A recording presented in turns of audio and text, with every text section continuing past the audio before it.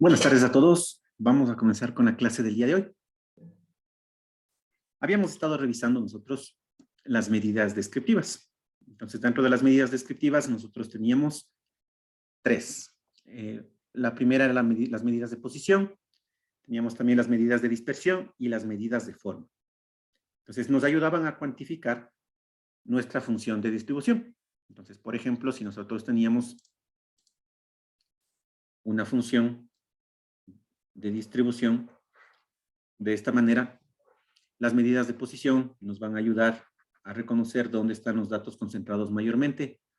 Las medidas de dispersión nos van a ayudar a saber qué tan alejados están los datos aquí de las colas de esta distribución. Y las medidas de forma nos van a decir hacia dónde está orientado este gráfico. Puede estar orientado hacia la izquierda, puede estar orientado hacia la derecha o puede estar centrado. Entonces, dentro de estas medidas descriptivas, empezamos a revisar las medidas de posición. Dentro de las medidas de posición teníamos dos. Teníamos las medidas de tendencia central y los cuantiles. Entre las medidas de tendencia central teníamos nosotros la media aritmética o promedio, la mediana y la moda. Habíamos visto cómo calcular cada uno de esos valores, dependiendo si teníamos datos individuales, si teníamos tablas de frecuencias simples o tablas de frecuencias acumuladas. Entonces habíamos hecho algunos ejercicios.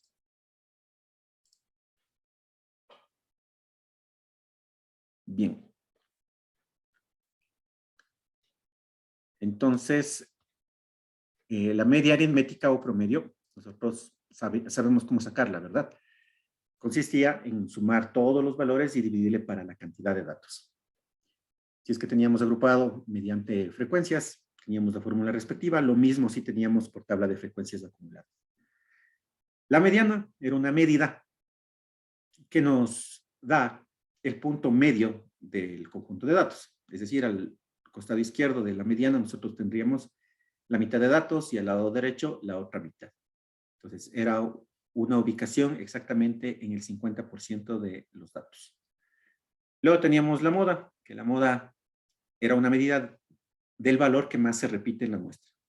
Podríamos tener varias modas o puede ser que la moda no exista. Entonces alguien me preguntaba, ¿cómo saber si es que no existe una moda? Por ejemplo, supongamos que mis datos, yo les tengo de esta manera. Entonces tengo acá las frecuencias. Supongamos que tengo 19, 20, 21, 22 y 23. Y que tengamos como frecuencia absoluta de cada uno, por ejemplo, 3, 3, 3, 3. Entonces, en este caso, no hay moda.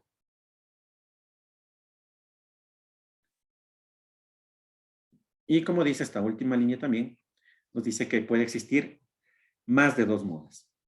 Entonces, tendría yo aquí, por ejemplo, el X, la frecuencia, tengo aquí 19, 20, 21, 22 y 23.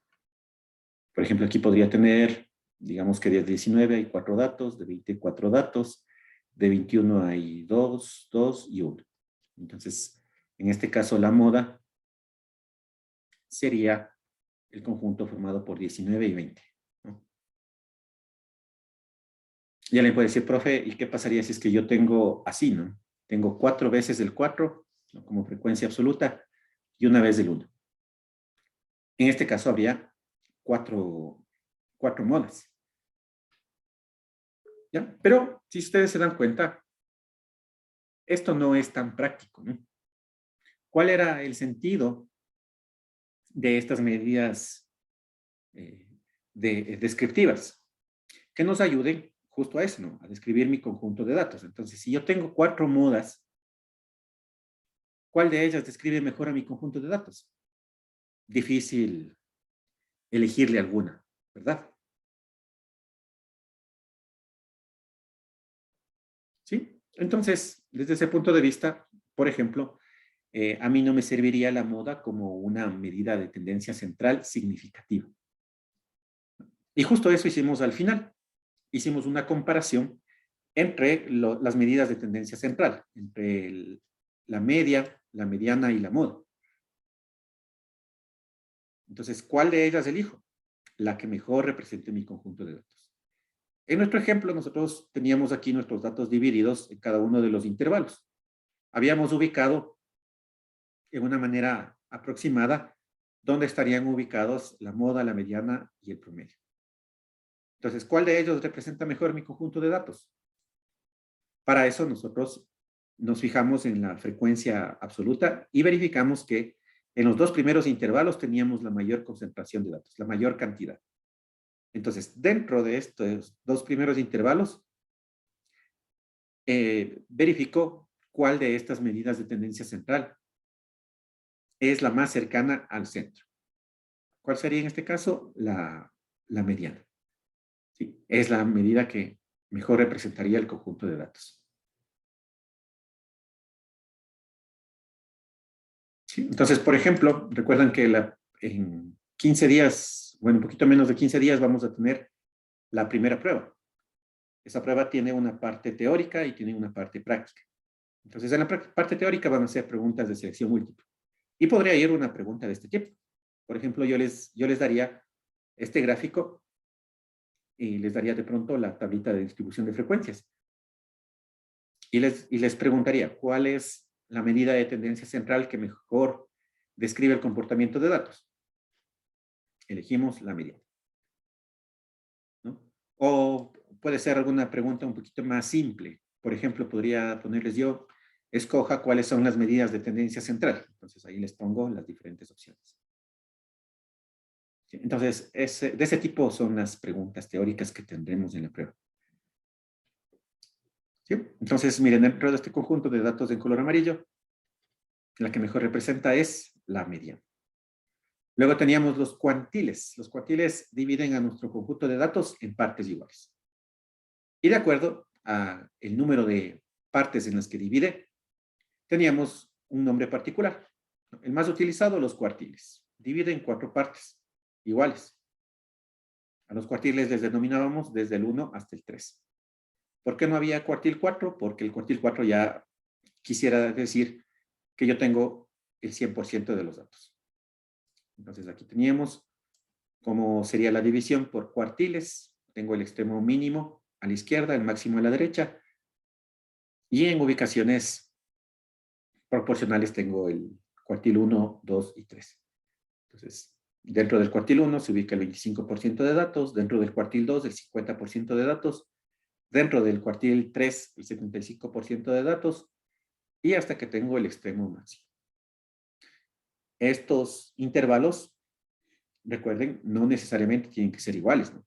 Porque lo que representa cada uno de estos cuartiles es el 25% de información. ¿Sí? ¿Cuántos datos están dentro de este 25%? Perdón, ¿cuántos datos van a estar en cada uno de estos espacios, ¿no? Es decir, la cantidad total de datos, supongamos que son 100, entonces en cada uno de estos espacios habría 25 datos. Si es que les tengo concentrados en un intervalo más que otro, eso es perfectamente posible, ¿no? Entonces, ¿qué es lo que quiero decir? Que, por ejemplo, si yo tengo un intervalo, ¿no? Donde aquí tengo mi mínimo, tengo acá mi máximo, supongamos que hay el 25% de datos en esta porción, ¿no? Ahí el otro 25% está por acá, en esta porción. Y supongamos que por aquí está el otro 25% y por acá está el otro 25%. ¿Sí? Es el 25% de la cantidad de datos, no el 25% de la escala que yo esté utilizando. Bien, luego teníamos correspondientemente los quintiles, dividen en 5 partes, los deciles en 10 partes, los percentiles en 100 partes, y también podemos tener nosotros, de acuerdo a esto, equivalencias entre estos cuantiles. Por ejemplo, el percentil 25 es igual al cuartil 1. El percentil 50 es igual al cuartil 2. ¿Sí? Y el cuartil 2, como representa el 50% de datos, también es igual a la mediana. Y también es igual al decil 5. Por acá tenemos, miren, que el percentil 40 sería el quintil 2 y sería el decil 4. Entonces tenemos equivalencias. Por lo tanto, ¿qué me convendrá a mí calcular? Percentiles, ¿no es cierto? Entonces, si tengo los percentiles, puedo yo automáticamente saber qué otras de las medidas que me quedan puedo obtenerle, por ejemplo, quintiles, deciles o cuartiles. Entonces, habíamos visto el cálculo de los percentiles. Para calcular los percentiles, hacía yo esta división, n por k sobre 100. N es el número de datos, k el número del percentil que quiero calcular, y 100 que corresponde al 100%, ¿no? Entonces, el resultado de esa división iba a tener yo una parte entera y una parte fraccionaria. Entonces, si es que no tengo parte fraccionaria, mi percentil será el valor promedio de los valores que están en la posición x sub j y x sub j más 1 sobre 2. Y si es que tengo parte fraccionaria, en cambio, el percentil k sería directamente el dato ubicado en la posición xj más 1. Entonces habíamos puesto un ejemplo. Para empezar, para poder ubicar yo las posiciones, debo tener los datos ordenados. Esta era una advertencia que hacíamos, que para poder calcular los percentiles, los datos deben estar ordenados. Entonces, de acuerdo a eso, hicimos un primer cálculo, suponiendo que n es impar, ¿no? Entonces, para n impar, hicimos el cálculo respectivo de los cuartiles. Este era par o impar. Este era par, sí, es par. Es par el primer cálculo, ¿no? Y luego, cuando teníamos impar. Entonces, cuando tenemos datos impares, íbamos a tener parte fraccionaria. Y también tenemos aquí el respectivo ejemplo. También podríamos calcular percentiles si tenemos nuestros datos agrupados en una tabla de frecuencias por intervalos. En ese caso utilizábamos la siguiente fórmula. Sí, este es un caso general. Para la mediana teníamos una fórmula muy parecida. ¿Sí? Que es un caso particular de esta formulita. Sí, entonces, el caso de la mediana es el caso para cuando yo tengo el percentil 50, ¿no? Entonces, aquí hicimos el cálculo respectivo de los percentiles, hicimos una comparación también con su aproximación gráfica y veíamos que pueden ser aproximadamente iguales. Ya con el conocimiento de los cuartiles, nosotros podemos realizar el diagrama de caja o caja y bigotes, que también se les llama. Entonces, para este diagrama, que no lo vimos en la parte gráfica porque todavía no teníamos la herramienta de los cuartiles, para este diagrama nosotros necesitamos el valor mínimo, el valor máximo y todos los cuartiles. Entonces, en una escala apropiada, nosotros vamos ubicando todos esos valores y realizamos el diagramita de caja de acuerdo a este esquema. Entonces, esta cajita va a estar orientada hacia la izquierda, hacia la derecha, o puede estar centrada, ¿no? Y de acuerdo a cómo está orientada esa cajita, nosotros teníamos una distribución simétrica cuando está en la mitad, una distribución asimétrica negativa cuando yo le tengo la cola izquierda más grande que la derecha, y tengo una distribución simétrica positiva cuando la cola de la derecha es más grande que la izquierda. ¿Sí? ¿Qué podía hacer yo con un diagrama de cajas? Podía aproximar a la función de distribución. Recuerden que será nuestro objetivo, ¿no? En algún momento encontrar esta función de distribución que sea capaz de describir mi conjunto de datos. ¿Sí? Y si puedo encontrar la función que grafica exactamente esa curva, muchísimo mejor. Entonces, eso es lo que vimos hasta la clase anterior. Y bueno, para terminar, esta parte de las medidas de tendencia central, vamos a realizar un diagrama de caja y bigotes del ejercicio que hemos estado usándole de ejemplo, ¿sí? Vamos a hacerle del ejemplo de este ejemplo de los sueldos de las 50 familias. Entonces, vamos a hacer este diagramita de caja. ¿Sí? Bien. Entonces, aquí pongamos un ejemplo. Voy a hacerle un poquito más grande.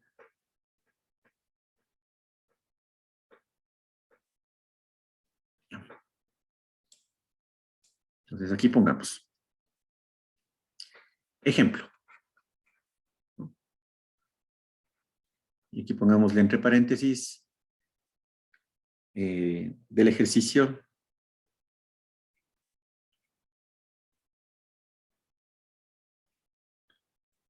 de ingreso de 50 familias. Para que sepan que estamos haciendo referencia a ese ejercicio.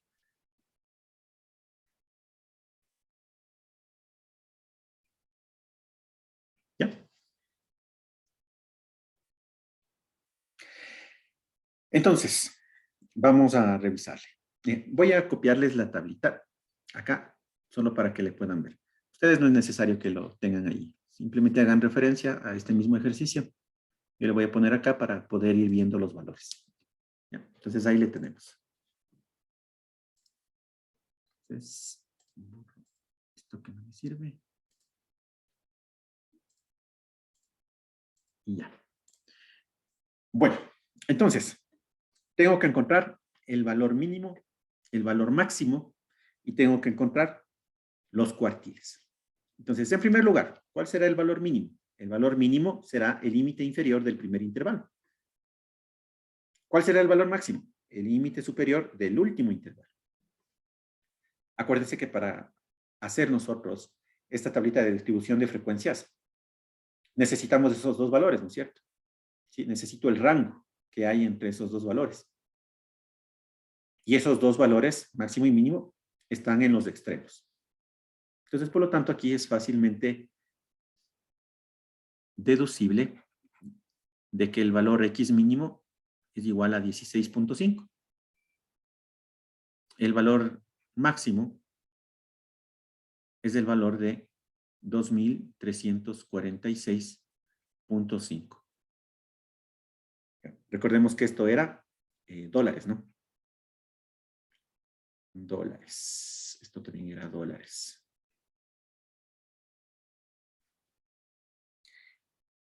Bueno, entonces hagamos el cálculo de los cuartiles. El cuartil 1, ese ya lo teníamos calculado. Ese hicimos el cálculo. Por acá está, ¿no? 232,241. Entonces, ese valor ya lo calculé antes. 232.241. Esta también era en dólares. ¿Cierto? Entonces, hasta ahí tengo los datos que ya calculé previamente.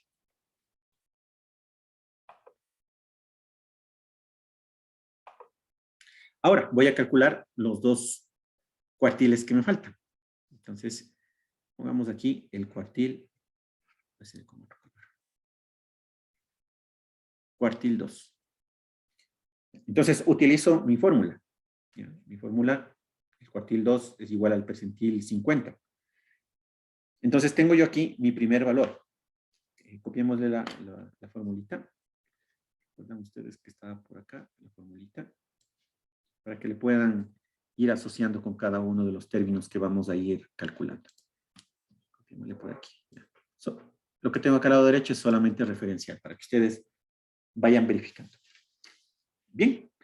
Entonces, ¿qué me decía que era L sub K menos 1? ¿Sí? Entonces, ¿qué era el L sub K menos 1? Entonces, el L sub K menos 1 era el límite inferior de la clase de interés. ¿Cuál era esa clase de interés? La clase cuya frecuencia acumulada sea la primera mayor o igual a n por k sobre 100. Entonces, debo calcular yo n por k sobre 100. Entonces, aquí abajito pongámosle n por k sobre 100.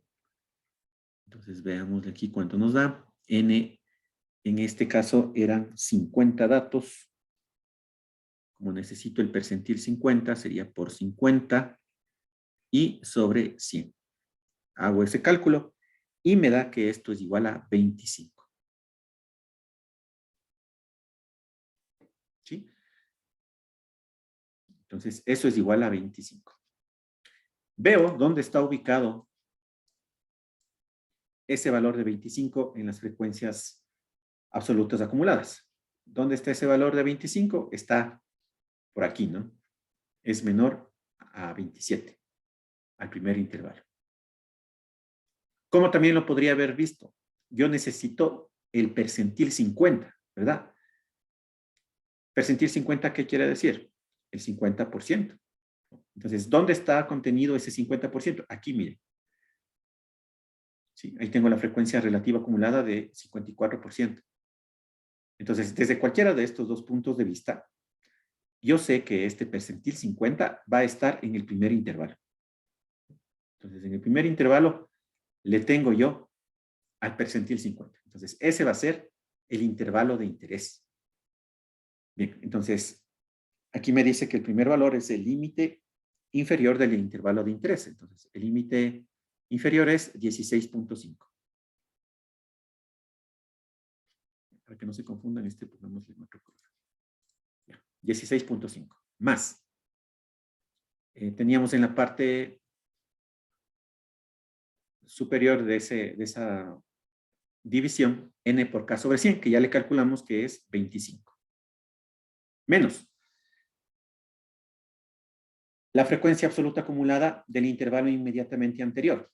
Entonces, como estamos hablando del primer intervalo, el intervalo anterior tendrá frecuencia 0. Sobre la frecuencia absoluta de la clase de interés. Entonces, ¿cuál es la frecuencia absoluta de la clase de interés? Aquí está, 27. Y por la amplitud del intervalo, 466. Entonces, hacemos este cálculo. Un poquito para acá. Y nos da 447,981 dólares.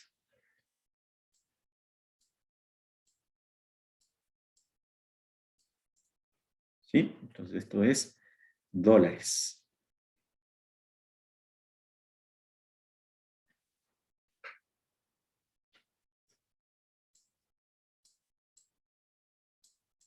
Bien.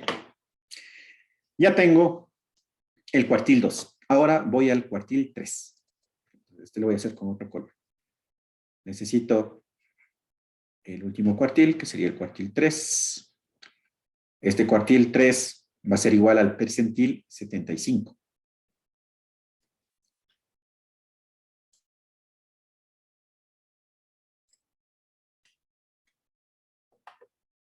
¿Sí? Ese va a ser el percentil 75. Para saber cuál es la clase de interés, hagamos también esa división de n por k sobre 100. Entonces, n por k sobre 100. Entonces, n por k sobre 100. N 50, k 75 sobre 100. Esto me da 37.5.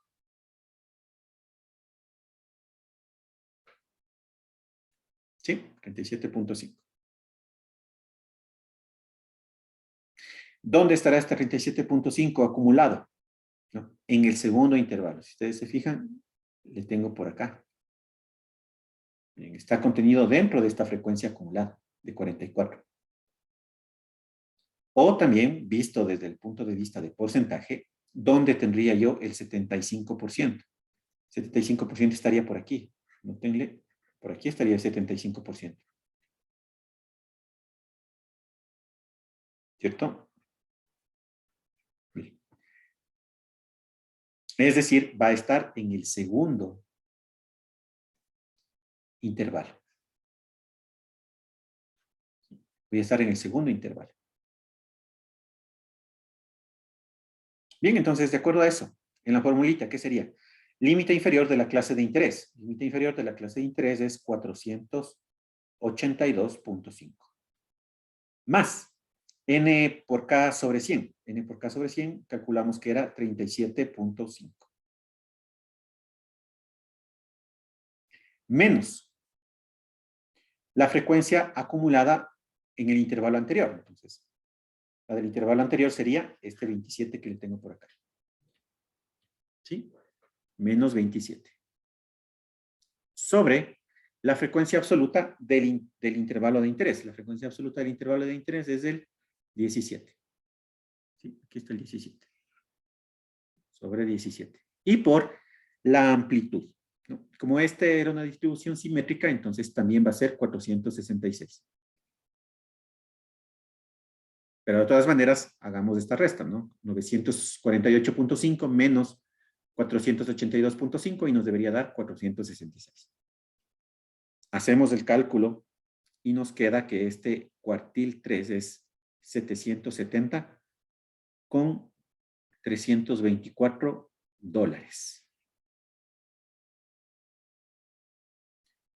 Y ahí he hecho el cálculo del cuartil 3.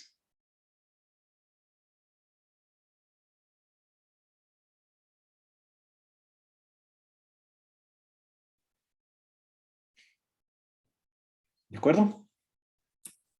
Inge, ¿Alguna pregunta? Sí, dime. eh, ¿podría explicar eso del término LK-1? Eso no El me quedó primero. tan claro cómo identificar. Ya, hay dos formas de identificarle, ¿no? El primero, te estás refiriendo a este que le estoy resaltando en amarillo. A este, perdón.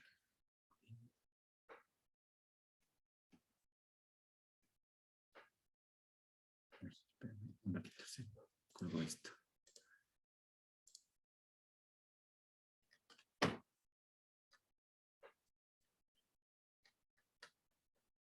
A ver, nos referimos a este término. A este y a este. No, a la anterior L, ¿cómo identificar, profe? Al LK-1. Pues este es el LK-1. Sí. Por eso, este, el que estoy resaltando en amarillo. Ujú. Sí, sí, ese mismo, profe. Sí, estos, los que están en amarillo. Ya, Sí. ya. Ese LK-1 es el límite inferior de la clase de interés, ¿no? Le voy a poner en otro color, ¿no? Serían los que están en color tomate. ¿Me confirmas? Para ver si estoy bien. Sí. Sí, profe. Sí. Ya. Entonces, es el límite inferior de la clase de interés, ¿no? Entonces, ¿cuáles son mis clases? Mis clases son todas estas que tengo yo aquí. ¿De acuerdo? Estas son todas mis clases. Y esas clases están divididas por intervalos. Entonces, tengo que escoger el límite inferior de la clase que me interese a mí. Entonces, voy a tener que escoger alguno de estos intervalos inferiores. Mira, estos son los límites inferiores de las clases, ¿no? Entonces, ¿cuál escojo? Para saber cuál es mi clase de interés, entonces ahí hago yo esta división de n por k sobre 100. Entonces, en ese caso me da el valor de 25. Entonces, reviso en las frecuencias absolutas acumuladas. Mira, aquí reviso. Entonces veo dónde está contenido este 25. ¿Sí? ¿Dónde está contenido este 25? Estará contenido aquí, ¿no es cierto? Miren, en la primera frecuencia acumulada.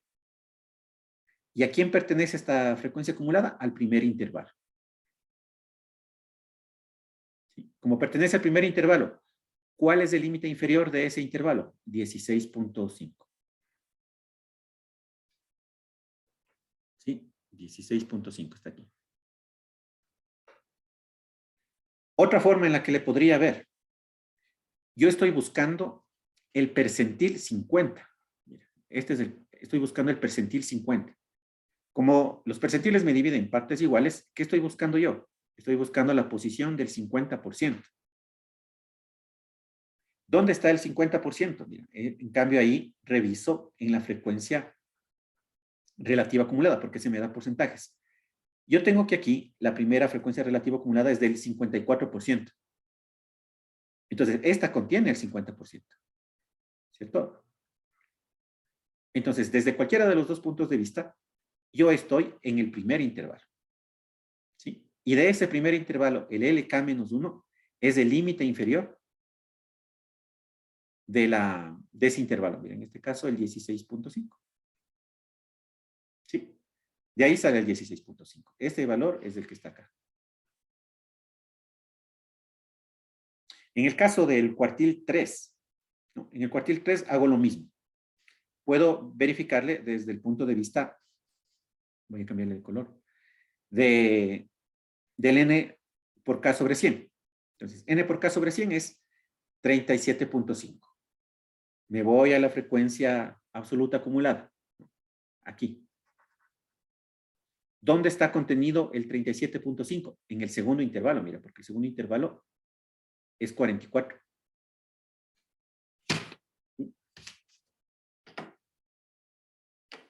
Entonces, aquí está contenido, ¿no? Mira, aquí en el 44. Entonces, pertenece al segundo intervalo. Visto como porcentaje, yo estoy buscando aquí el percentil 75, es decir, el 75%.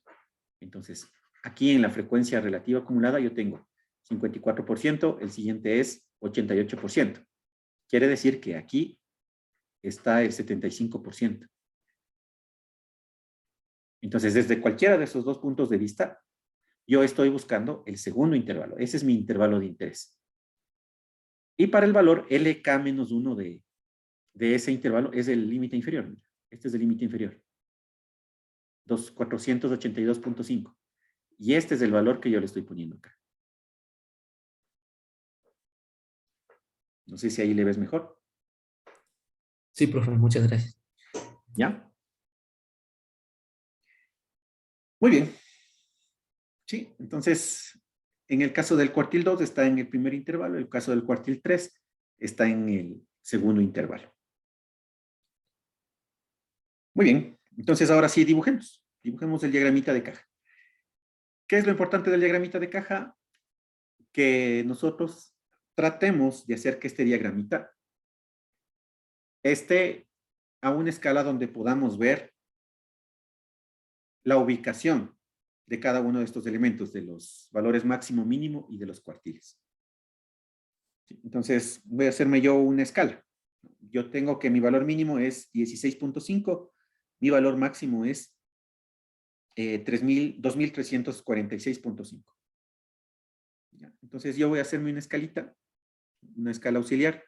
Aquí le voy a poner el 0, aquí voy a poner 100, 200, 300, 400, aquí 500. 600, 700, 800, 900, 1000. 1100, 200, 300, 400, 1500. 600, 700, 800, 900, 2000. 2100, 200, 300, 400, 500. Entonces, 2500. ¿Ya? Entonces, una escala que me va a ayudar a proporcionar.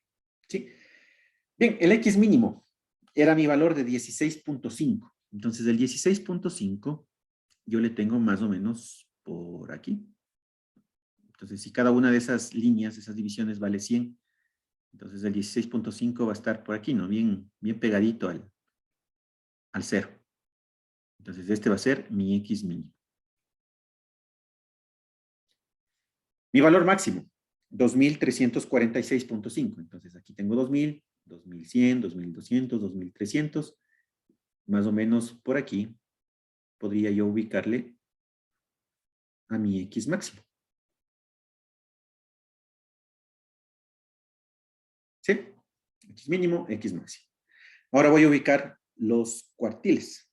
Entonces, el cuartil 1 tenía un valor de 232.241. Entonces, aproximadamente 232. Aquí tengo 100, 200, 300. Por aquí más o menos iría el cuartil 1. Entonces, el cuartil 1 más o menos está por ahí. ¿Ya? Cuartil 2 está en 447.98. 400 es hasta aquí. 447 estaría por aquí, más o menos. Aquí estaría el cuartil 2. Y el cuartil 3 está en 770.32. Entonces, 500, 600, 770 más o menos por aquí.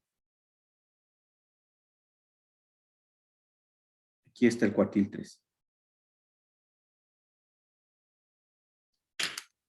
¿Ya? Entonces ahí puedo hacer mi diagramita de cajas y bigotes. Entonces, tomo estos valores y hago mi cajita. La cajita iría más o menos así.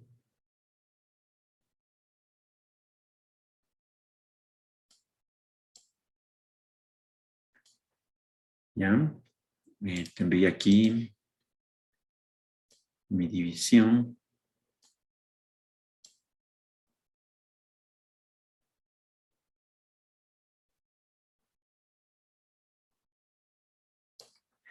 Y tendría los bigotitos.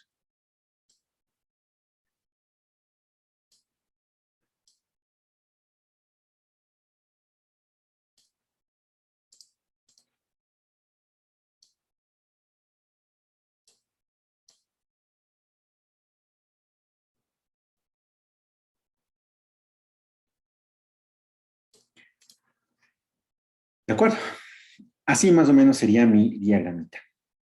¿Qué es lo que me interesa? Que sea más o menos proporcional, ¿sí? Para darme cuenta hacia dónde está orientado y cuáles son esas longitudes de los bigotes. ¿Sí? Entonces ahí tendría mi diagramita. Entonces acordémonos que el cuartil 2 también es la mediana, podríamos ponerle así. Y nosotros sabemos que estas distancias de los bigotes son las colas. Entonces, lo que me faltaría por hacer es calcular las colas.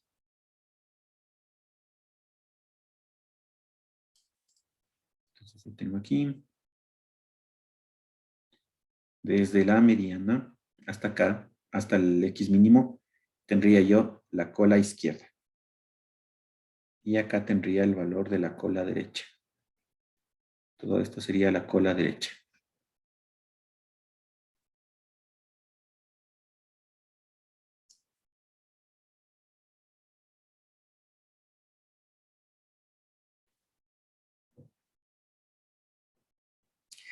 Si queremos nosotros el valor numérico de las colas, podríamos calcular. Entonces, la cola izquierda, ¿a qué será igual? Va a ser igual al cuartil 2 menos el valor mínimo. Eso sería la cola izquierda. Es decir, va a ser al valor del cuartil 2, que sería 447,981,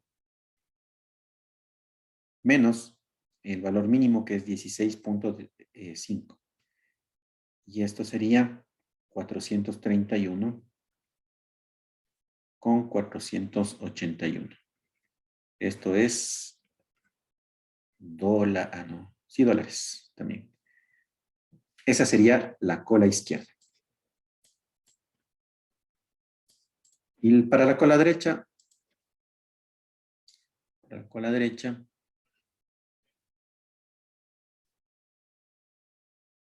esta cola derecha va a ser igual al valor máximo menos el cuartil 2. Aquí el valor máximo era 2.346.5 menos 447.981. Eso nos da 1.898,52 dólares.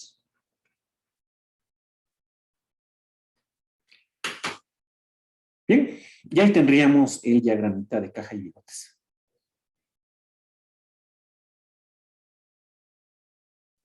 Sí, entonces, ese diagramita de caja y bigotes, ¿qué gráfica de la función de distribución aproximadamente nos daría?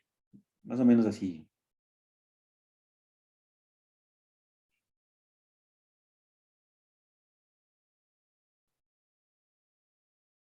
¿Cierto? Algo así nos daría la distribución.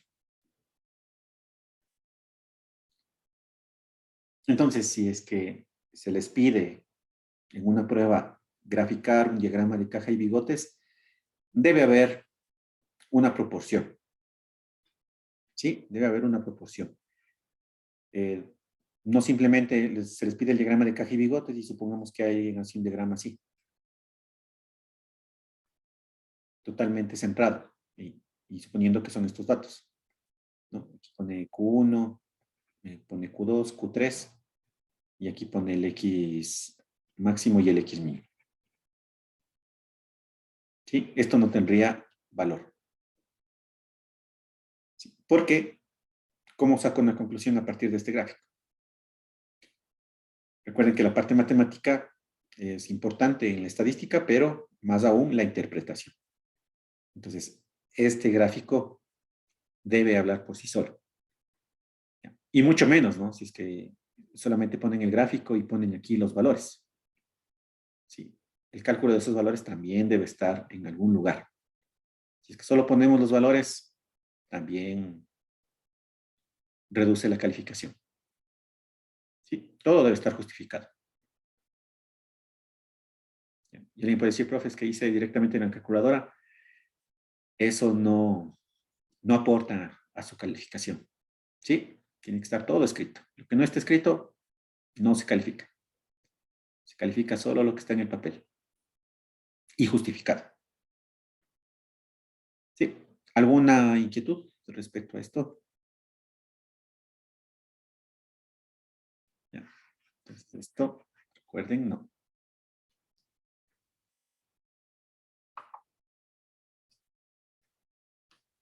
Bueno, vamos a avanzar. Con esto hemos terminado nosotros de revisar las medidas de tendencia central y también hemos terminado de revisar los cuantiles, ¿no? Entonces hemos terminado en general de revisar las medidas de posición. ¿Qué otros tipos de medidas nos faltan? Las medidas de dispersión y las medidas de forma. Entonces, esas vamos a verles. Vamos a poner entonces como punto 2, medidas de dispersión.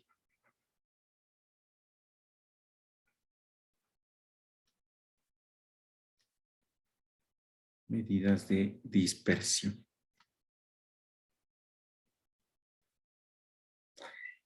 Entonces, ¿qué es lo que hacían las medidas de dispersión? Por ejemplo, si ese es mi gráfico, me ayudaban a determinar qué tan alejados están los datos con respecto a la mayor concentración. Entonces, ¿qué hacemos para esto? Miren, supongamos que yo tengo mi conjunto de datos. Aquí voy a hacerles primero una aproximación gráfica, luego ya hacemos la aproximación teórica. Entonces, yo tengo, por ejemplo, ahí mi conjunto de datos. Y ese conjunto de datos va a tener una media. Entonces, tengo por aquí la media. Por algún lugar de aquí tengo yo mi media.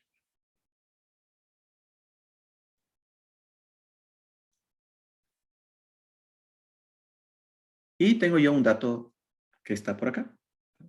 Un datito que está por acá. Alejado de la media. Entonces, ¿cómo sé que este dato está disperso? Mediante la distancia. Entonces, si este datito yo le voy a llamar X1, entonces yo lo que necesito hacer es medir la distancia desde este valor central hasta el X1.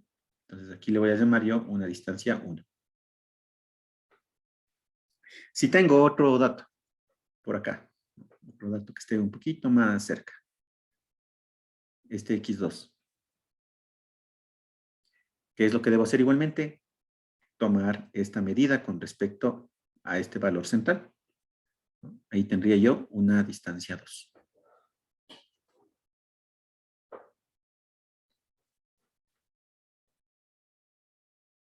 ¿Sí?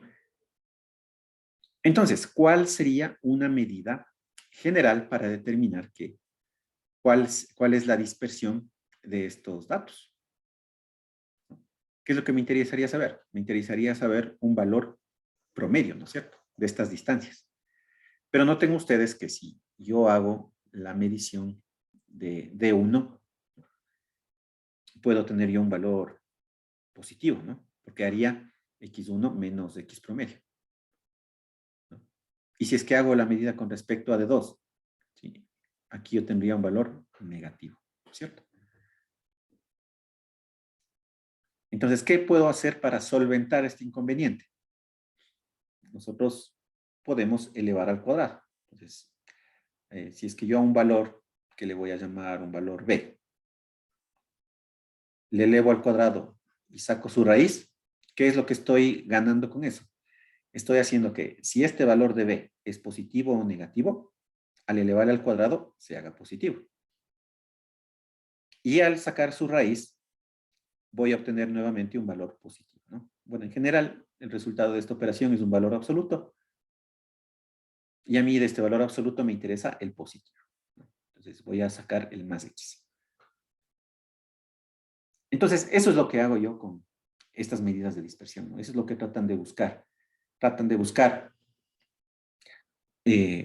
un rango, ¿no? Tanto a la izquierda como hacia la derecha, del valor central, que me indique cuál será este rango donde mis datos aproximadamente están más juntos. Y dependiendo de esta distancia, de la que me indiquen dónde están mis datos estarán más o menos dispersos, ¿no? Entonces, dependiendo el valor que yo obtenga, me dirán si mis datos están más o menos dispersos. ¿Sí? Pero esta es la idea, ¿no? Entonces, encontrar estas distancias entre un valor central y los diferentes puntos. ¿Sí? Y para no tener que estar cambiando los signos, porque yo lo que necesito en realidad es la distancia, ¿no es cierto? La distancia entre los puntos. Entonces, necesito su valor absoluto. Bien. Entonces, dicho eso, escribamos qué son las medidas de dispersión. Entonces, las medidas de dispersión permiten medir el grado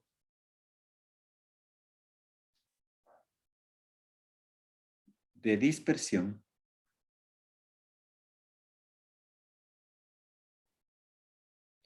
respecto al centro.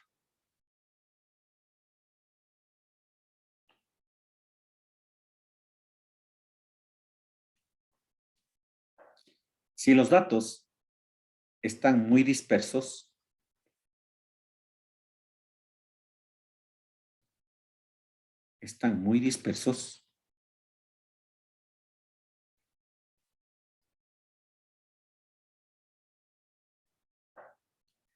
la medida será alta.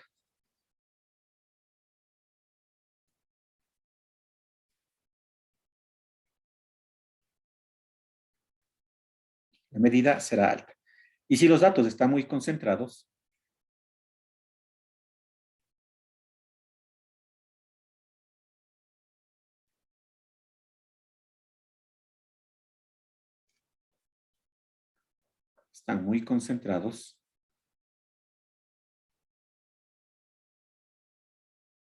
la medida será baja.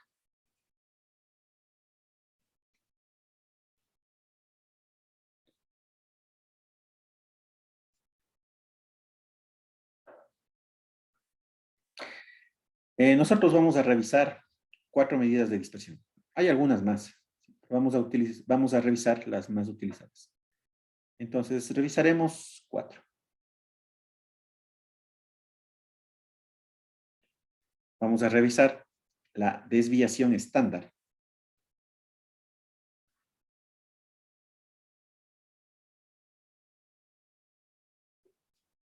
Desviación estándar.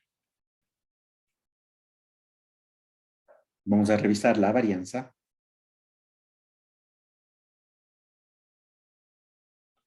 Vamos a revisar el rango y el rango intercuartil.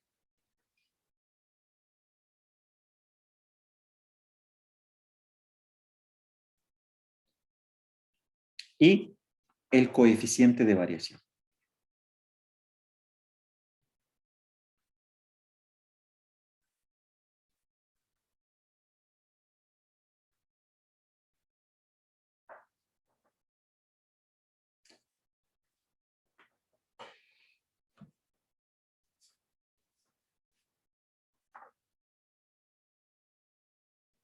¿Sí? Bien, de estas 4 medidas de dispersión, solamente la última, el coeficiente de variación, no depende de las escalas. Tanto la desviación estándar, la varianza y los rangos sí van a depender de una escala porque tienen las mismas unidades de la variable, ¿sí? Entonces tengo yo unidades con estos 3 elementos. En cambio, el coeficiente de variación es adimensional, ¿sí? No tiene una unidad,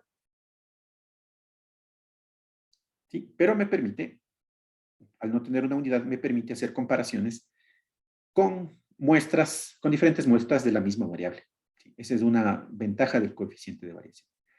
Ya vamos a ver más detenidamente a qué nos estamos refiriendo a esto de que tiene escalas o no tiene escalas. Bien, entonces vamos a verle en primer lugar a la desviación estándar. Entonces, ponemos aquí 2.1, desviación estándar.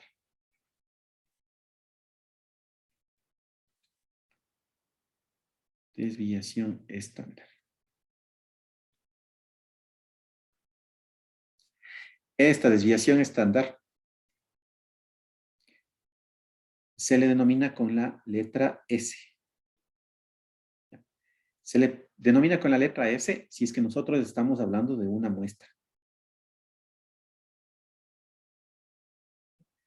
Si estamos hablando de una muestra, le denominamos con la letra S. Y si estamos hablando de una población, le ponemos la letra sigma, esta especie de O en manuscrito. Ponemos sigma si estamos hablando de una población. ¿Recuerdan la diferencia entre muestra y población? Población era el todo. Una muestra es una porción de la población. Entonces, cuando ya se les denomina un poquito más puntualmente, si estamos hablando de una desviación en una muestra, se le llama desviación muestral. ¿Sí? Y si estamos hablando de una población, desviación poblacional.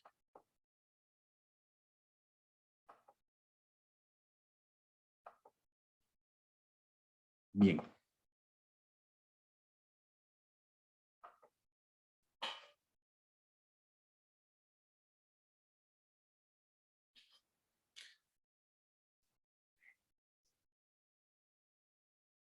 Entonces, esta desviación estándar, ¿qué características tiene? La desviación estándar siempre es positiva.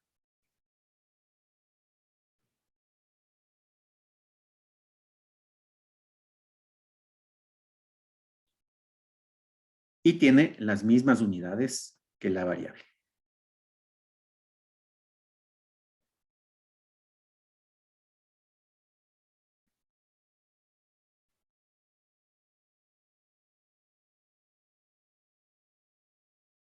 Que la variable.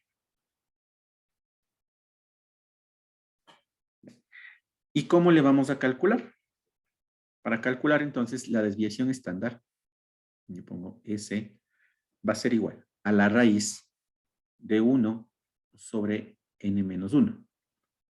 Y por la sumatoria, desde i igual a 1 hasta n, de cada uno de los valores menos su promedio al cuadrado.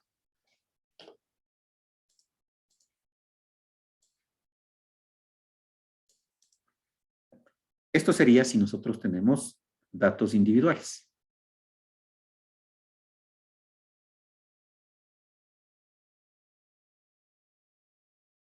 Si ustedes se fijan, es el ejemplo gráfico que hicimos al principio. Lo que estoy haciendo es restando a cada uno de los diferentes valores el valor del promedio. Entonces, esa resta puede ser positiva o negativa. Y para que siempre sea positiva, lo que yo hago es elevarle al cuadrado y sacar su raíz. ¿Sí? Eso es lo que estamos haciendo. ¿Sí? Lo que ya explicamos antes. En el caso en que yo tenga mis datos agrupados en una tabla de frecuencia simple, utilizo la siguiente fórmula. Entonces tendría S igual a la raíz de 1 sobre n menos 1, sumatoria desde i igual a 1 hasta m. M, recuerdan ustedes que habíamos definido que va a ser los valores que toma la variable. Entonces, de la frecuencia respectiva por la diferencia de los valores al cuadrado.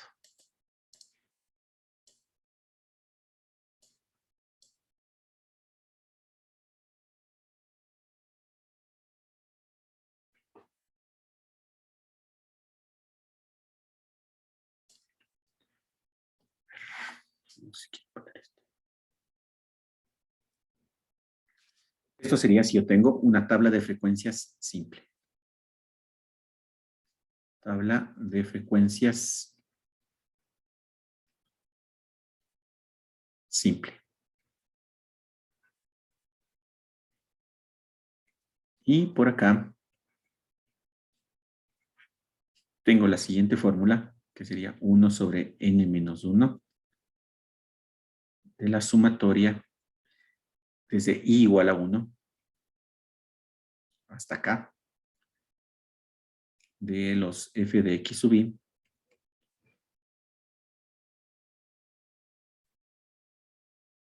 por las marcas de clase menos el promedio al cuadrado. Esto sería si yo tengo mis datos agrupados en una tabla de frecuencias por intervalos. Entonces, sería tabla de frecuencias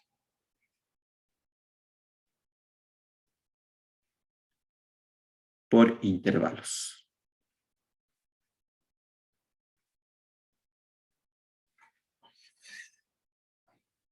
Bien, entonces apuntémosle. Tabla de frecuencias por intervalos.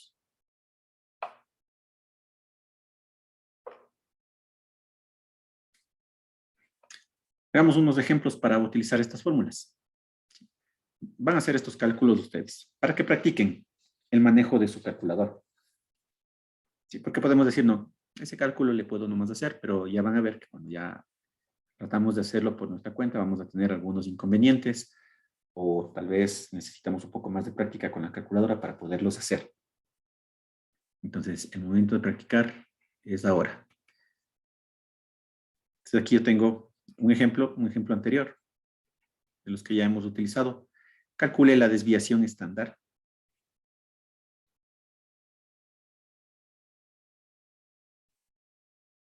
Estándar de los siguientes datos individuales.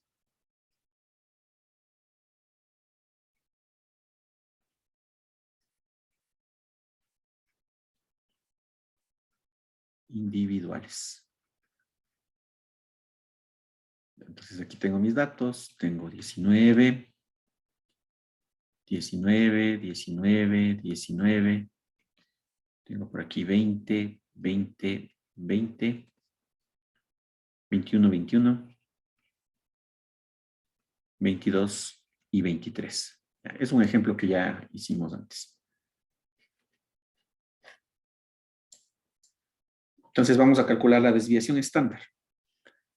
Del cálculo que nosotros ya habíamos hecho previamente, tenemos que el promedio era igual a 20,27. Aquí nosotros tenemos 11 datos, entonces n igual a 11.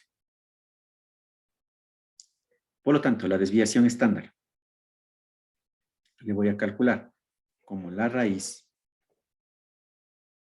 de 1 sobre n menos 1. Entonces sería 1 sobre 10. Luego, sumatoria desde i igual a 1 hasta n de cada uno de sus valores restado su promedio. Y todo eso al cuadrado. Entonces, tendríamos 19 menos el promedio que es 20,27 al cuadrado. Más, segundo valor, 19 menos 20,27 al cuadrado, etcétera. hasta llegar al último valor, que sería el 23 menos 20,27 al cuadrado. Esa sería la operación que hay que hacer. Entonces, ayúdennos, por favor, con el valor que sale.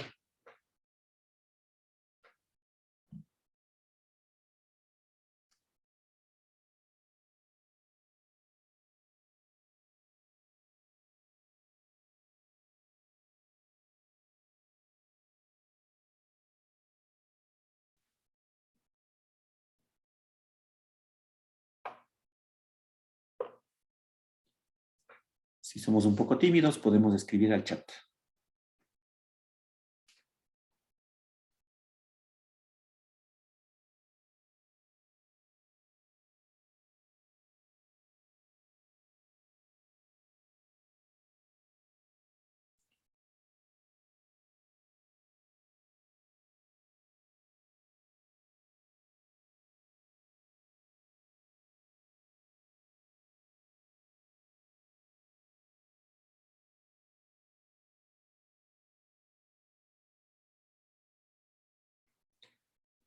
¿Algún valor? ¿Alguien hizo el cálculo?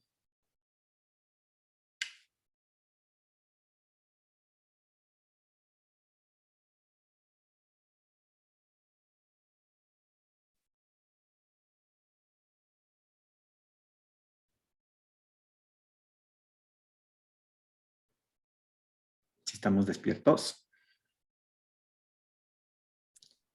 O preguntamos al azar.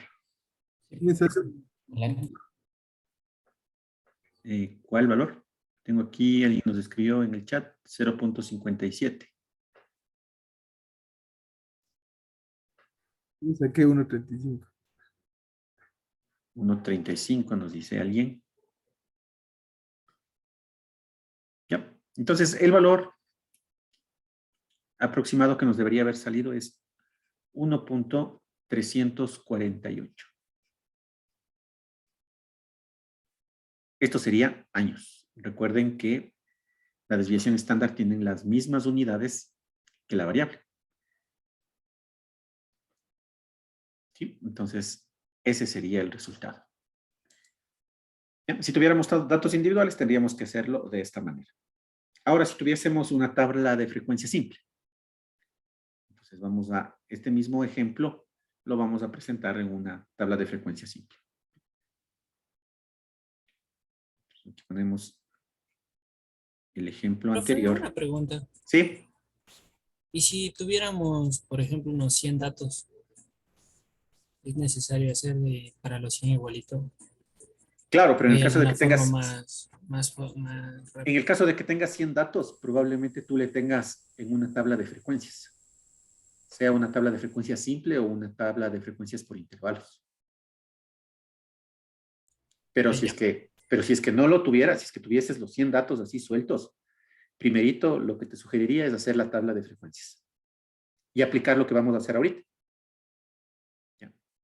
Entonces, el ejemplo anterior presentado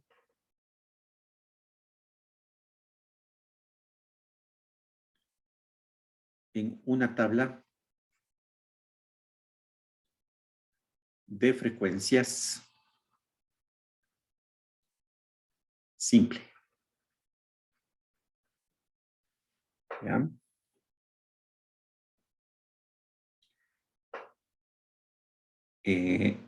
Alguien nos dice que le salió otro valor. Revísenle. Ojo, ¿no? Que este no es el cálculo, el que está en la pantalla. ¿Sí? Acuérdense que aquí estos 3 puntitos que representan. Representa el cálculo con el resto de valores. ¿Sí? No solo este es el cálculo el que está en la pantalla. ¿Sí? Aquí en estos 3 puntitos tengo que hacer el cálculo para los otros 2 valores de 19, para los 3 valores de 20, para los 2 de 21 y para el 1 de 22. Sí sale 1.348, Inge. Ajá. Sí, sino que si es que les está difiriendo el resultado, puede ser que alguien lo hizo de esa manera que les indico. ¿Ya? Entonces, lo que representan esos 3 puntitos es que tengo que hacer del resto que me faltan. ¿Sí? Ahí solo se les pone un ejemplo, pero hay que hacer para todos los valores. Muchas gracias también por la verificación. Entonces, si yo tengo, ¿no? Como dice el compañero, ¿qué pasa si es que tengo 100 datos? Entonces, lo recomendable, hago una tabla de frecuencias, ¿no? Entonces, hago una tabla de frecuencias simple. Aquí voy a tener los valores 19, 20, 21, 22 y 23. Entonces, 19, 4. 20, 3. 21, 2. 22, 1. 23, 1. Entonces, ahí utilizo la formulita para la desviación estándar, pero cuando tengo datos en una tabla de frecuencia simple. Entonces, ¿qué sería? 1 sobre n-1, sumatoria desde i igual a 1 hasta m. M recuerden que son los valores de la variable, en este caso serían 5. F sub i por el valor de x sub i menos x promedio al cuadrado. Esa es la formulita. Entonces debería poner yo aquí S igual raíz de 1 sobre 10. Y aquí cada uno de estas operaciones. La frecuencia absoluta del primer valor, 4. Por el primer valor, que es 19, menos el promedio, 20.27. Esto al cuadrado. Más, por ejemplo, el segundo valor, la segunda frecuencia del segundo valor, 3. El valor es 20 menos 20.27 al cuadrado, etcétera, con el resto de valores hasta llegar al último, que sería el 1 por 23 menos 20,27 al cuadrado.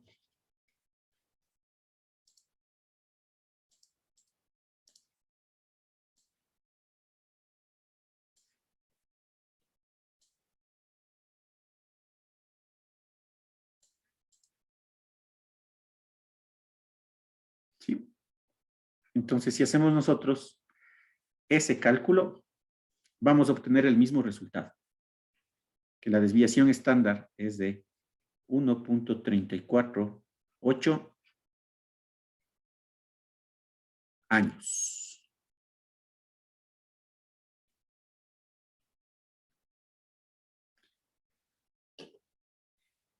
¿Sí? Entonces, el compañero que nos preguntaba qué pasaría si tengo los 100 datos, primero hago la tablita de frecuencias y aplico esta fórmula.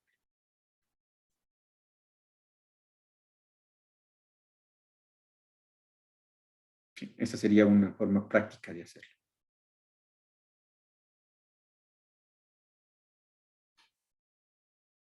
Entonces, este valor de 1.348, ¿qué es lo que representa?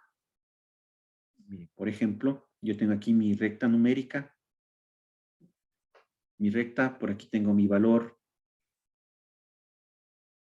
promedio de 20.27. Este era X promedio. ¿Qué es este valor que acabo yo de obtener? El valor de la desviación estándar. Quiere decir que yo tengo alrededor de este valor de 20.27, yo puedo moverme más o menos este valor de S. Entonces, miren, yo aquí tendría, de aquí para acá, tendría el valor de S. Igualmente, de aquí para acá, S. Entonces, si hago los respectivos cálculos, aquí yo voy a tener el valor 18.92. Es decir, 20.27 menos 1.348. Y en el otro extremo voy a tener 21.62. Entonces, ¿qué es lo que me está diciendo esta desviación estándar? Aquí, por si no lo vemos bien, esto sería X menos S, este sería X barra más S. ¿Qué es lo que me está diciendo? Que alrededor de estos valores, ¿no?, de este intervalo que se acaba de crear, ahí están distribuidos la mayoría de mis datos. ¿Sí? Ahí tengo yo la mayoría de mis datos. Pero ese intervalo puede ser grande o pequeño. ¿Sí? No necesariamente quiere decir que todos los datos están concentrados ahí de forma proporcional. ¿Sí? Este intervalo puede ser grande. ¿Sí? Si es muy grande ese intervalo, mis datos están dispersos igualmente. ¿Qué es lo que me interesaría? Que este intervalo sea muy pequeñito, ¿sí? Que ese sea pequeñito. ¿Para qué? Para que mis datos estén muy pegados entre sí. Entonces, esta es una representación de la desviación estándar. O sea, me está diciendo que alrededor de mi promedio, más o menos el valor de S, es donde yo tengo la mayoría de mis datos. Sí. Y es algo que lo podríamos nosotros fácilmente ver, ¿no? Miren, noten que yo tengo aquí el valor de 20. Más o menos sería por aquí el valor de 20. Cerrado. Por aquí sería el valor de 19. Por aquí tendríamos 21. Por acá estaría 22. Y por acá estaría el 23. ¿Sí? Entonces, ¿qué me está diciendo? Que mis datos mayormente están agrupados alrededor de 19 y 20. ¿Cierto? Aquí es donde yo tengo la mayor concentración de datos. Y es lo que podemos notar nosotros también en esta tablita de distribución de frecuencias. Entonces, todo coincide. ¿Sí? Todo debería coincidir. Antes nosotros podríamos haber deducido esto en la tablita de distribución de frecuencias. Podríamos haber deducido esto de forma visual. ¿Sí? Pero ahora, con la medida de la desviación estándar, yo ya lo puedo cuantificar. Yo ya sé que alrededor del promedio yo tengo más o menos 1.348 años. ¿Sí? Entonces, de eso se trataba, ¿no es cierto? De cuantificar estos valores, que nosotros ya intuitivamente lo podríamos haber visto desde la tabla de distribución de frecuencias o tal vez podríamos tener alguna aproximación con el diagramita de caja. Sí, pero aquí ya lo estamos cuantificando. Algo que también me preguntan, si es que fuese una desviación poblacional, ¿qué pasaría? La misma fórmula. La misma fórmula, solo que en lugar de S utilizo sigma. Entonces, el principio es exactamente el mismo. ¿Qué es lo que cambiaba? Recuerdan cuando yo hablaba de una población, estaba utilizando todos los elementos que están involucrados en el fenómeno.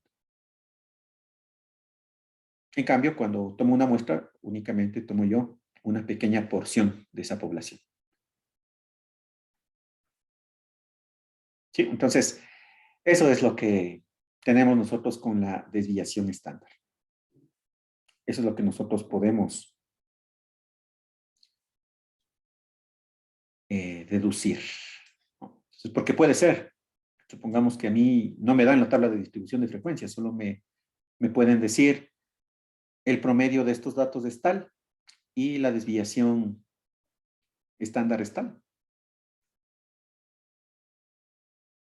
Entonces yo a partir de esos datos puedo hacer ciertas deducciones. ¿Sí? Y ahorita sí, ya puedo cuantificar. Nos faltaría hacer un ejemplo con una tabla de distribución de frecuencias por intervalos. Entonces, veamos cómo hacer el cálculo. Tabla de distribución de frecuencias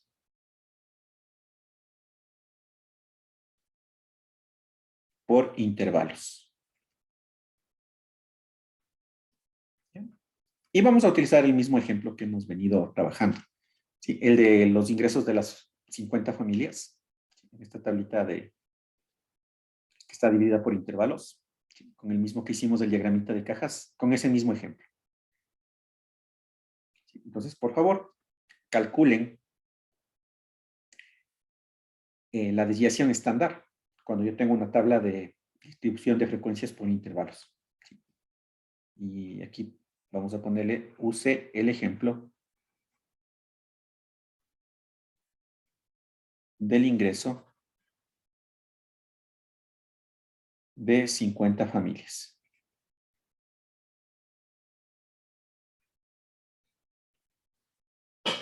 Bueno,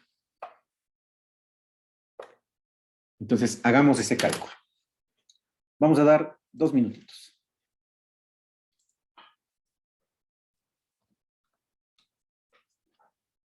Dos minutitos para que lo hagamos. Si alguien tiene la respuesta, nos comparte en el chat, por favor.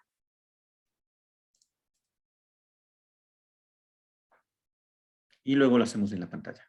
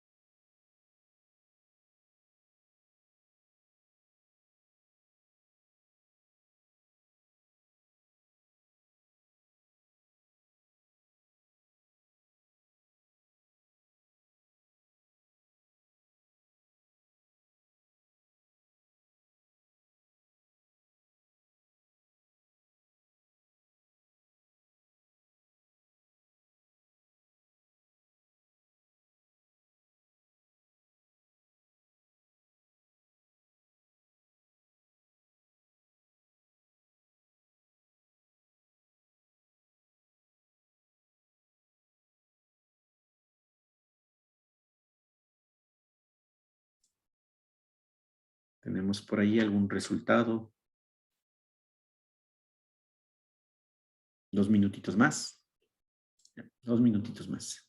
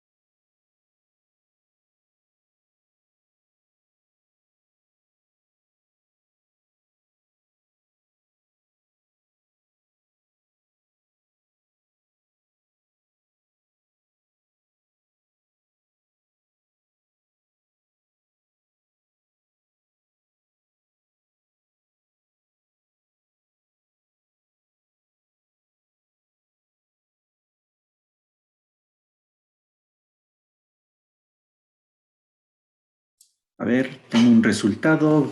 Nos dicen 987.22. Está un poquito alejado ese valor. Ya, entonces, ¿qué de fórmula deberíamos haber utilizado? Bueno, S igual a la raíz de 1 sobre n menos 1. Sumatoria desde i igual a 1 hasta acá. De la frecuencia absoluta de cada intervalo por su marca de clase menos el promedio al cuadrado. Entonces, para eso nosotros necesitamos n. N en este ejercicio era igual a 50. Y teníamos que el promedio, si ustedes le revisan, era 566.38 dólares. Entonces, lo que deberíamos haber hecho es S igual raíz de 1 sobre 49 por la primera frecuencia del primer intervalo era 27. Sí, por ahí tengo un valor de Patricia, nos dice 445.98. Ese está mucho mejor. ¿Ya? Es ese valor el que nos tiene que salir. ¿Ya? Entonces 27 multiplicado por la primera marca de clase era 249.5 menos el promedio 566.38, esto elevado al cuadrado, más la segunda frecuencia absoluta que era 17 por la segunda marca de clase 715.5 menos el promedio 566.38 al cuadrado, etcétera, ¿no? Hasta que llegamos al último intervalo cuya frecuencia era 1. Su marca de clase es 2113.5 menos el 566.38, que es el promedio, al cuadrado.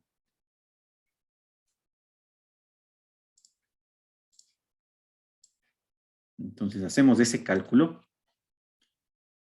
y nos da que la desviación estándar es igual a lo que nos decía el compañero. Vámosle. La desviación estándar es igual a 445,978 dólares. Si no nos salió el valor o los valores que estamos calculando, por favor, háganlo en su casa, verifiquen. Sí, más vale que practiquemos ahorita, con resultados que ya conocemos. ¿Por qué? Porque es importante que saquemos el valor apropiado. Porque recuerden que, si bien es cierto, la parte matemática es importante, en la estadística aún más importante era la interpretación. Entonces, supongamos que calculamos la desviación estándar y alguien sacó 987 como algún compañero y alguien sacó los 445. ¿Sí? Miren, casi el doble sacó el otro compañero. Entonces, el momento que nosotros queramos interpretar eso, vamos a estar lejos de la conclusión a la que queremos llegar. ¿Sí? Entonces, practiquemos. Practiquemos, aprendamos a utilizar nuestra calculadora. Sí, porque en la prueba van a poder utilizar calculadora, pero no computadora. ¿Sí? Así que interpretemos bien las fórmulas, hagamos práctica de los cálculos, para que nos vaya bien en las evaluaciones. Sí, a mí me gustaría que a todos nos vaya bien. Pero eso depende también mucho de ustedes. Tengo una mano levantada. Nebraska, cuéntanos. Inge, disculpe, ¿en la prueba nosotros vamos a poder utilizar formulario o no vamos a poder utilizar? ¿Formulario? Ajá. No lo sé. Déjenme pensarlo. Pero inicialmente no. Ya, No había tenido el planteado que utilicen formulario. En el caso de que sí, yo les aviso máximo la siguiente clase. Tengo que consultar con el Gracias. resto de compañeros. Si es que el resto de compañeros va a utilizar formulario en sus pruebas, también les permitiría a ustedes. Pero si es que los demás compañeros no utilizan, entonces tampoco nosotros. Sí, o sea, eso debemos acordarlo en la reunión de cátedra. Y en el caso de Gracias. en el caso de que necesitemos un formulario, alguno de ustedes debería hacerse responsable de hacerlo. ¿Sí? Entonces, le trabaja el formulario, me lo presenta a mí y ese formulario tenemos todos. Es decir, nadie tiene un formulario distinto. ¿Sí? Y el día de la prueba deberíamos tener ese formulario impreso. Pero déjenme confirmar primero si es que les voy a permitir o no. ¿Sí? Bien. Bien, bien, bien. Entonces tenemos ahí la desviación estándar.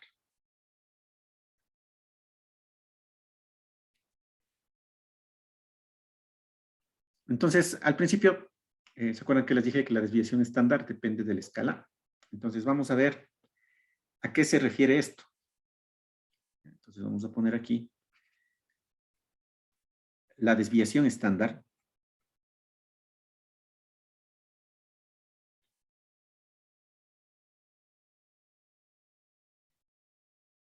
Es una medida absoluta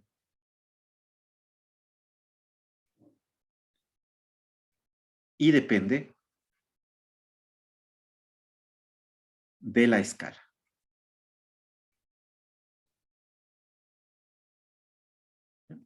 Y depende de la escala.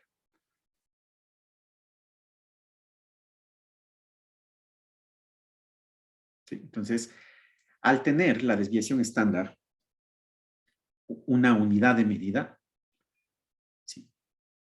Siempre esa medida que nosotros obtengamos va a estar sujeta a que sea proporcional en cualquier escala que nosotros le pongamos, ¿no es cierto? Entonces, si es que yo digo que vale 5, puede ser el valor de 5, ¿no? Si es que mi escala es esta, este 5, ¿sí? O puede ser 5 acá, ¿no? Con una escala más grandecita, pero siempre va a tener el mismo valor, ¿no? A eso nos referimos que es absoluta. ¿Y va a depender de la escala? Claro que sí, veamos. Veamos un ejemplito. Entonces, por ejemplo,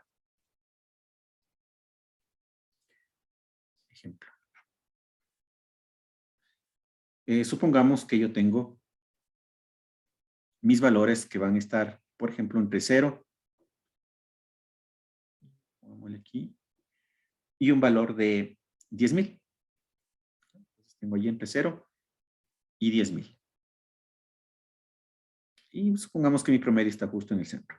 ¿Ya? Entonces ahí tengo yo mi promedio, que es 5,000.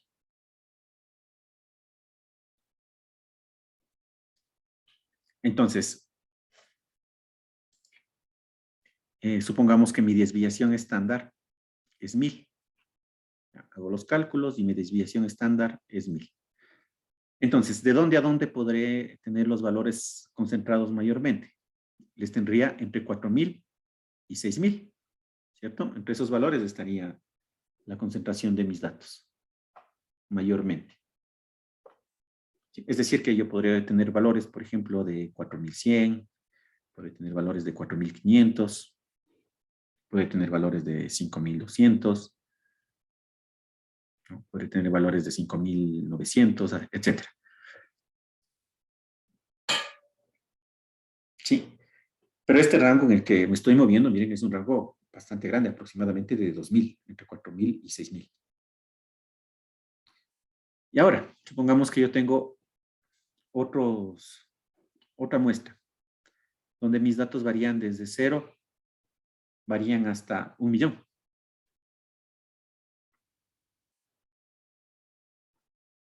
Mi media está por los 500,000. Y mi desviación estándar también es de 1,000.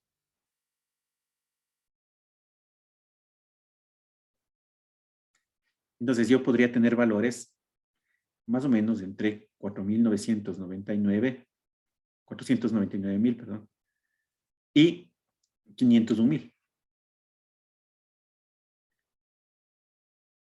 Entonces podría tener yo valores, por ejemplo, de 499.100, 499.500, 500, 500.200, 500.700. ¿Ya?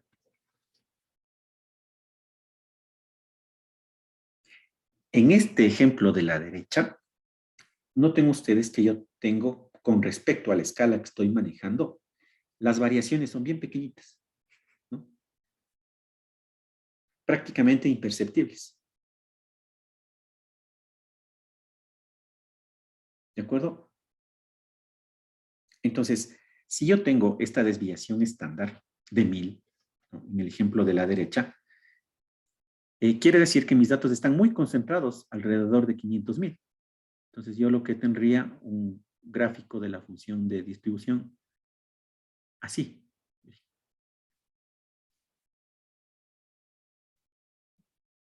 Pero en cambio, en el ejemplo de la derecha, yo tengo aquí un rango de 2000 que sí es importante, porque yo me estoy moviendo entre 4000 y 6000, que son valores significativos para esta escala. Entonces acá yo tendría mi distribución aproximadamente así. Entonces, en el ejemplo de la izquierda, mis datos acá están dispersos. Aquí hay una gran dispersión de los datos. Y acá, en cambio, en el ejemplo de la derecha, mis datos están concentrados. Es decir, que este valor de la desviación estándar, a pesar de ser la misma, si mis conjuntos de datos son diferentes, no quiere decir que tengan la misma dispersión. ¿Sí? Entonces, yo no puedo decir, por ejemplo, que una desviación estándar de 10 significa que mis datos estén muy agrupados o que mis datos estén muy dispersos. ¿Por qué? Porque va a depender de mi escala. ¿Sí? Entonces, dependiendo de mi conjunto de datos, ese valor de la desviación estándar puede significar polos opuestos. ¿De acuerdo? Entonces, un valor de desviación estándar va a depender mucho de la escala y del comportamiento de mis datos. ¿Sí? Entonces, lo que acabamos de decir es que si dos conjuntos de datos tienen la misma desviación estándar,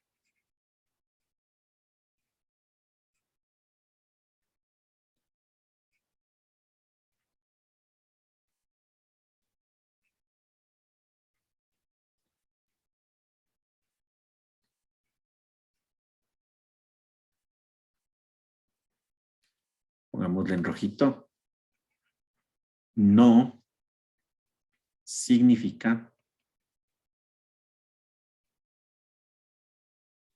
que tengan la misma dispersión.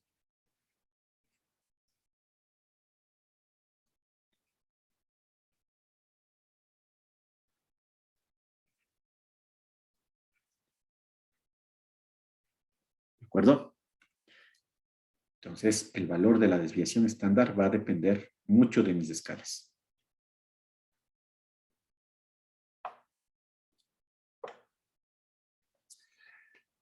Muy bien. Entonces, esa era la primera medida de dispersión, la de la desviación estándar. Vamos a ver la segunda. La primera, la desviación estándar, es la que necesita un poquito más detalle, las siguientes no tanto. Entonces, vamos a ver la segunda, que es la varianza.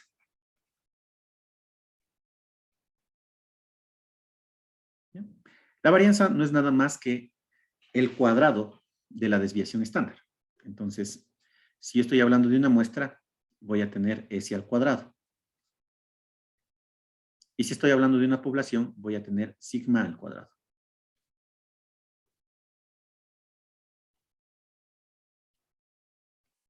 Entonces, aquí pongamos la varianza.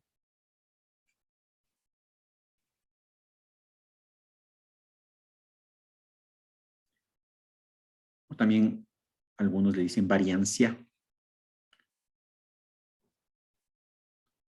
Es el cuadrado de la desviación estándar.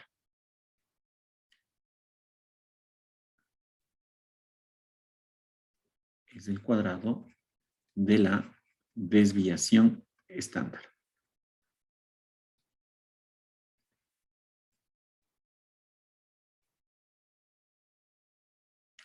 Y tiene la misma interpretación.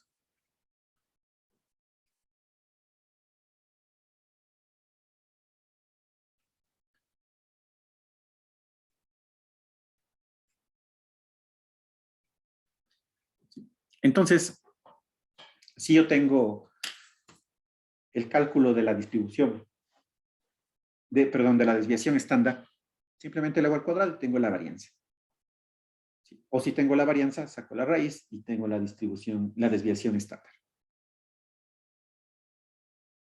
¿Sí? Entonces pueden decir, y entonces, ¿para qué le tengo la varianza? Entonces, ya en el plano operativo, por ejemplo, cuando nosotros hacemos cálculos computacionales, es un poco complicado trabajar con raíces.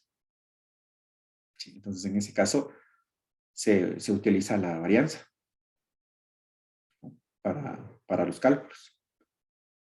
O también cuando nosotros tratamos de hacer algún tipo de gráfico y queremos hacer alguna linealización. Entonces, elevarle al cuadrado a la variable sirve de mucho. Entonces, más bien por un sentido operativo, existe la varianza. ¿Sí? Porque si no, simplemente calculamos nosotros la desviación estándar y luego le elevamos al cuadrado, ¿no? Entonces, ustedes en algunos textos, en alguna información de un conjunto de datos, les van a dar como dato la varianza. ¿Sí? Entonces, a veces inclusive para no escribir con decimales, se le pone la varianza. Y el cálculo, simple, ¿no? Elevo al cuadrado las mismas fórmulas que tenía yo para la desviación estándar. Y listo. Bien, entonces, veámosle. Si quieren, le pueden copiar. Y si no, solamente que tengan claro que es el cuadrado de la desviación estándar. Entonces, tengo aquí todas las formulitas. Entonces, quiero la desviación estándar. A ver, me falta copiarle los nombrecitos.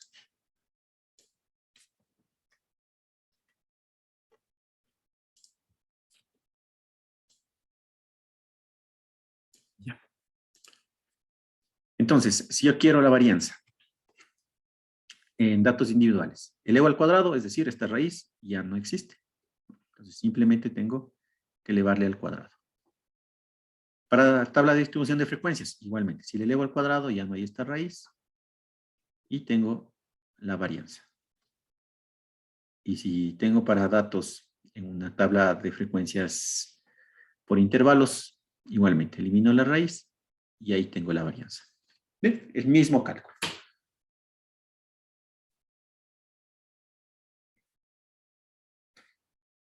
Y la interpretación es la misma. ¿Sí? Solo que tengo aquí el dato elevado al cuadrado.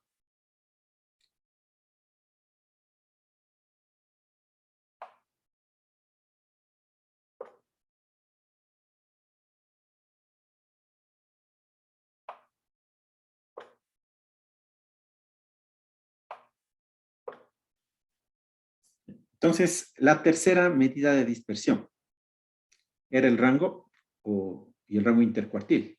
Entonces, tenemos aquí 2.3 rango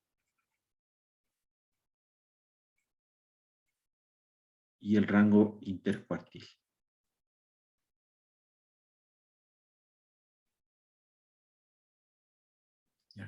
Profe, ¿cómo diferenciamos cuando es de muestra y es de población? Ya, eso nos deberían decir. Sí, nos deberían decir al inicio de nuestro problema. Entonces, por ejemplo, nos podrían decir en el ejercicio, en el enunciado, los datos de cierta población tabulados en la siguiente tabla de frecuencias son, y sale ahí la tabla de distribución de frecuencias. O nos deberían decir de todos los habitantes de una ciudad, se ha tomado una muestra de 10,000 habitantes y los resultados se resumen en la siguiente tabla. Entonces, en el texto del ejercicio, ahí nos debería decir si es que es una muestra o si es una población. Si directamente me dan la tabla, no puedo yo asumir si es que es muestra o población. ¿Sí? Entonces no se podría. Recuerden que una población no necesariamente tiene que ser un conjunto enorme. ¿No? Por ejemplo, si estamos hablando a nivel de la poli, ¿cuál sería la población? Cada uno de los estudiantes. ¿Sí? Esa sería la población. ¿Sí? Y pueden decir, no, y los estudiantes, por ejemplo, de las otras universidades, ellos no intervienen porque estoy analizando mi fenómeno solamente dentro de la poli. Y como me interesan solo los estudiantes de la poli, entonces esa es mi población. Si dentro de los estudiantes de la poli tomo yo, por ejemplo, solo una facultad, entonces ahí estoy tomando una muestra. ¿Sí? De toda mi población que es la universidad. Pero en el ejercicio debería decir. ¿De acuerdo? Entonces, en el ejercicio debería decirme si es que es una muestra o si es que es el total de toda la población. Pero directamente con la tablita no puedo darme cuenta. Sí, porque el tamaño de una población es relativo y depende de lo que yo esté analizando.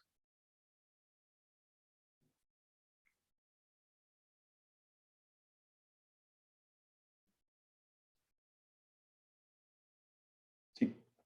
Entonces una población puede ser tan grande o tan pequeña como sea el fenómeno que esté analizando.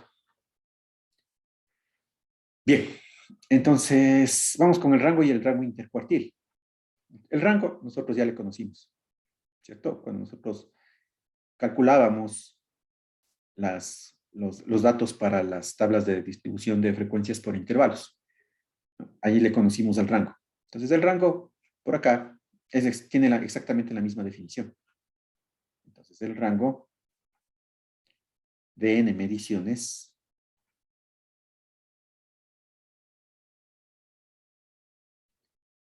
es la diferencia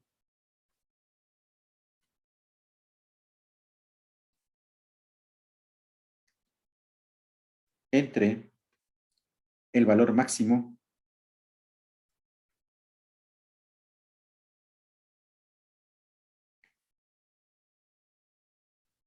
y el valor mínimo de la variable x.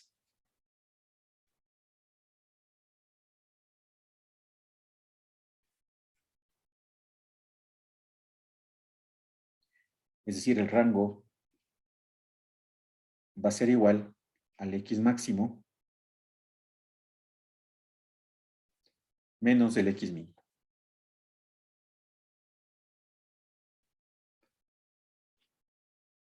Y el rango intercuartil. Entonces, el rango intercuartil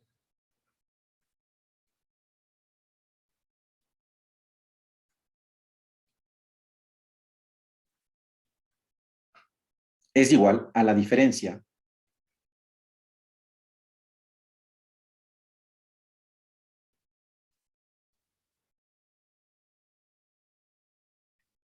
entre los cuartiles superior e inferior. Entre los cuartiles superior e inferior. Listo. Entonces el rango intercuartil se denota por R y Q. ¿Cuál es el cuartil superior? Q3. ¿Cuál es el cuartil inferior? Q1.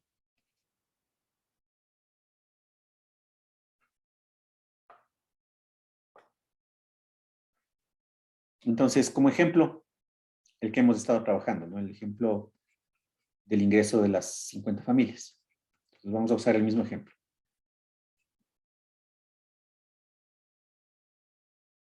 El ingreso de 50 familias.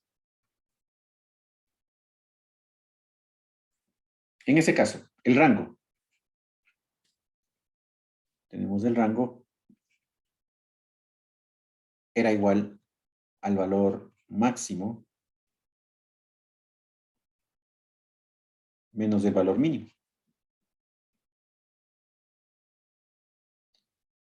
Entonces aquí teníamos 2.346.5 menos 16.5. Y esto es igual a $2.330. Ese es el rango. Y el rango intercuartil, igual al cuartil 3 menos el cuartil 1. Esto es igual a 770,324 menos 232,241. Entonces eso nos daba un total de 538,083. Esto también es dólares.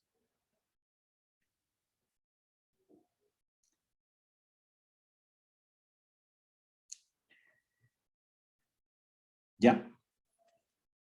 Tengo una pregunta. Profe, ¿puedo sacar el rango intercuartil entre X máximo y Q3? No, el rango intercuartil ya viene definido, que es Q3 menos Q1. Sí, ese es el rango intercuartil. Entonces, lo que tú estás sacando es un rango, pero no se le denomina rango intercuartil. Sí. Es intercuartil porque está entre los cuartiles. ¿Ya? Entre los cuartiles, ¿no? Entonces, ¿qué es lo que estamos viendo con el rango intercuartil? A propósito de tu pregunta, ¿no? Entonces, mira, tú tienes un diagramita de caja. Entonces, aquí tengo mi X mínimo. Aquí tengo yo mi diagramita de caja. Y acá tengo mi bigote derecho con mi X máximo. Entonces, aquí tienes tú el cuartil 1, el 2 y el 3. ¿Sí? Entonces, ¿qué es lo que representaba esta cajita? ¿Se acuerdan?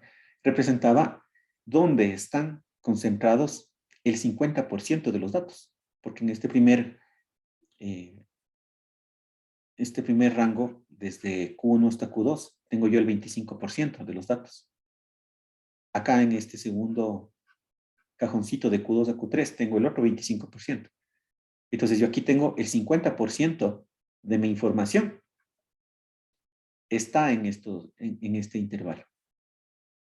¿Sí? Y aquí están concentrados la mayoría de mis datos. Entonces, si le hacíamos una aproximación a una función de distribución, entonces yo tenía más o menos así, ¿no? La mayoría de mis datos están concentrados aquí, en la cajita de los cuartiles. ¿Sí? Entonces, por eso es importante analizar qué es lo que sucede justo entre Q1 y Q3. Porque ahí está concentrada la mayoría de mis datos. ¿Sí? Por eso yo tengo que calcular el rango intercuartil entre Q1 y Q3. ¿Sí? Lo que tú me dices, puedo calcularle entre X máximo y Q3. ¿Qué estarías calculando? Estarías calculando este rango, ¿no es cierto? Pero en ese rango de pronto no es tan relevante, ¿no? Ahí tengo mis datos bastante dispersos y no me están aportando completamente la información del comportamiento de mis datos, ¿no? donde sí tengo yo concentración de información entre Q1 y Q3. Entonces, por eso ese rango que particularmente se le llama intercuartil, rango intercuartil, es el que le calculamos. ¿Sí? Por eso es.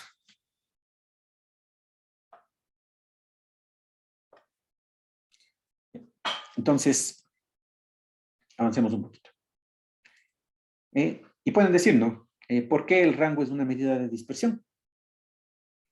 Alguien puede estarse preguntando eso. ¿Por qué el rango es una medida de dispersión?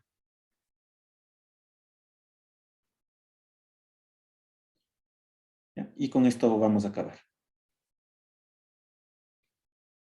¿Por qué es una medida de dispersión? Supongamos que yo tengo un N de 100, 100 datos. Y mi rango, por ejemplo, va desde los 100 hasta los 1000. ¿Ya?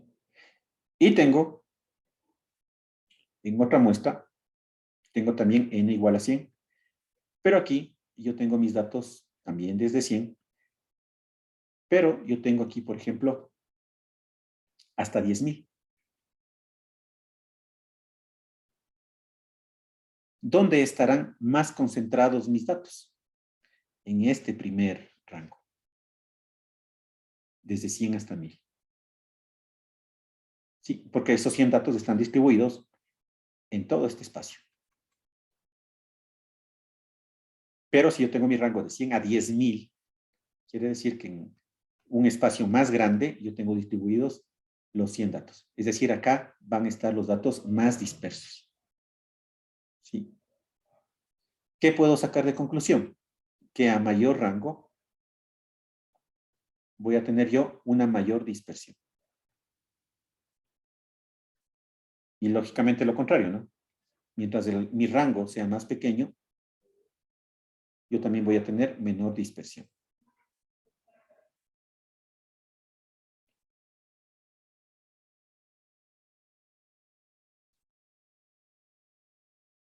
¿De acuerdo? Y lo mismo sucede con el rango intercuartil. Entonces, supongamos que por aquí yo tengo mi Q1, un Q2 y por acá Q3. Entonces, y este es mi rango intercuartil. ¿No es cierto? Entonces, ¿qué me interesará a mí? Que este rango intercuartil sea muy pequeño para que mis datos estén más agrupados. ¿Sí? Mis datos estén más concentrados.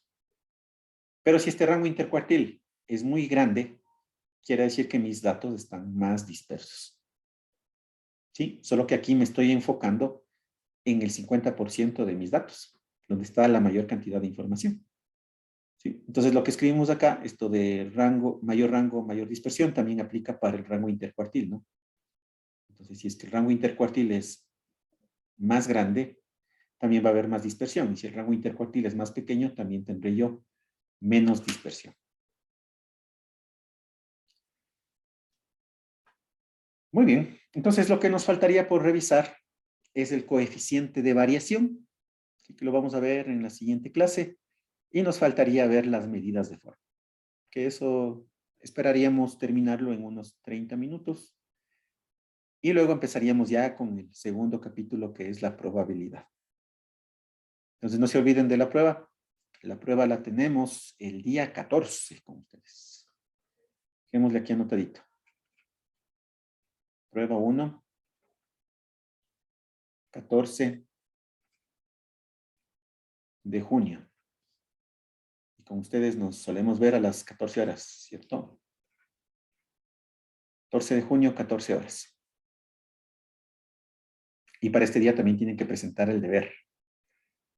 Recuerden, ya, entonces vamos haciendo la tarea, vamos practicando. Si es que alguno de los cálculos que hicimos hoy no les salió, repítanlos, vayan tomando práctica en la calculadora, que en una prueba lo que menos tenemos es tiempo. Entonces, practiquemos. Como ven, no es complicado, pero son cálculos que los debemos hacer para poder sacar las conclusiones. Ya, entonces eso sería todo por hoy. Muchas gracias a todos. Les agradezco su asistencia. Nos veremos la siguiente semana. y que tengan un bonito sábado y domingo. Gracias, profe. Gracias, profe. Hasta luego. Gracias, profe. Hasta luego, pasen bien.